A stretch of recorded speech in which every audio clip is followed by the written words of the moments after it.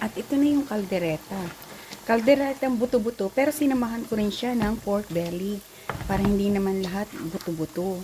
So, ayan. Ayan na siya.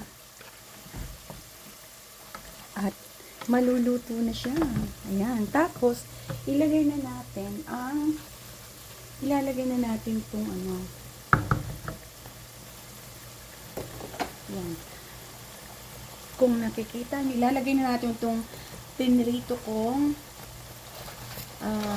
yan. At saka yung carrots. Yan. So, ayan na mga kabebe. Ang ating kaldereta.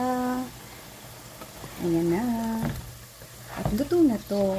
Yan, yan. Ito na yung kaldereta natin. Okay na to. Ang dami. Ang dami kong nilutong kaldereta. Kasi, as usual, bibigyan na naman natin yung kapitbahay natin.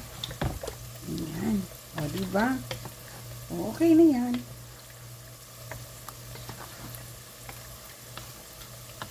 Ang sarap. Okay na okay. Tamang-tama yung lasa niya. Tamang-tama yung ano niya. Yan, maraming salamat sa inyo. Hanggang sa muli. Ito ng kaldereta natin. Bye!